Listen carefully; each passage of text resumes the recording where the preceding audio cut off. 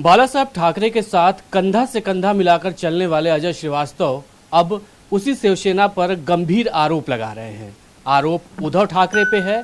क्या कुछ इनका कहना है, हमारे साथ अजय श्रीवास्तव मौजूद हैं। इनका एक और परिचय मैं आपको बता दूं। अजय श्रीवास्तव वो शख्स हैं जिन्होंने दिल्ली में जब भारत और पाकिस्तान का मैच होने वाला था कोटला के मैदान में, तो उस पिच को जाकर उखाड़ दिया था इन्होंने।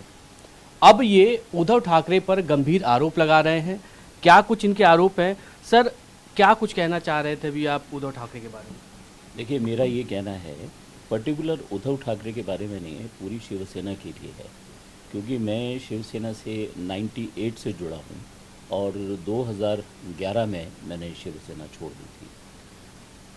आरोप मेरा ये है कि जब दाऊद इब्राहिम की प्रॉपर्टी ख़रीदने का सवाल आया, तब मैंने बाला साहब ठाकरे जी से बोला था, उस वक्त वो थे, कि मैं इस प्रॉपर्टी को लेना चाहता हूँ क्योंकि लोग सामने नहीं आ रहे हैं और वो भी मुझे इसी नाम से जानते थे कि हम डेयरिंग काम करते हैं, तो चलिए हम इस काम को करते हैं।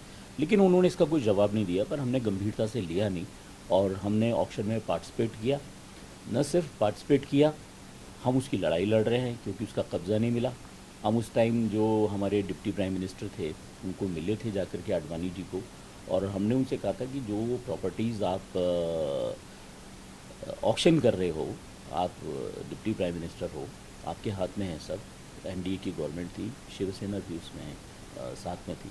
तो हमने कहा कि बेहतर ये है कि और लोग निकल के आएँ, क्योंकि दाऊद इब्राहिम की जो बपौती बनी हुई है उसको ख़त्म करने के लिए ज़रूरी है कि लोग निकल के उसके खिलाफ खड़े हों। तो उसके लिए बेहतर है कि आप इसको बैंक से फाइनेंस कराइए। जब एक कार फाइनेंस हो जाती है, हमारा टूर फाइनेंस हो जाता है, एजुकेशन फाइनेंस हो जाती है, तो ये भी फाइनेंस हो सकता है। तो उन्होंने सुना, लेकिन मेरा ख्याल है सुन के वो शायद उन्हें मुनासिब नहीं लगा, तो उन्होंने कोई स्टेप नहीं लिए। लेकिन हमने बाला साहब ठाकरे से भी यही बात की। मैंने कहा, आप तो बोलने के लिए जाने जाते हैं, आप एक बार प्लीज़ बोलिए ना, इसमें कुछ हो। पर उन्होंने इंटरेस्ट नहीं लिया। लेकिन तब हम इस बात को समझे नहीं। हम समझे कब? जब 2007-8 में, 8 की बात होगी, हमने उद्धव ठाकरे से बात करी मातोश्री पर। हमने उन्हें कहा कि जी आप इसमें हमारी हेल्प कीजिए, हम कोर्ट में केस डाल चुके हैं और बेहतर होगा कि आप अगर कुछ हेल्प करेंगे तो इसका पोजेशन हमें मिल जाएगा और हम इसे आप ही को डोनेट कर देंगे। हमने उनकी मदर मीनाताई ठाकरे के नाम से एक ट्रस्ट भी दिल्ली में रजिस्टर्ड करवाया।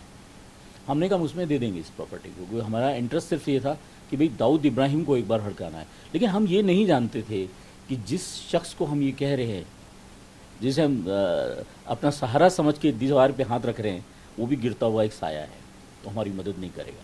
हमें उस वक्त ये आइडिया नहीं था बिल्कुल।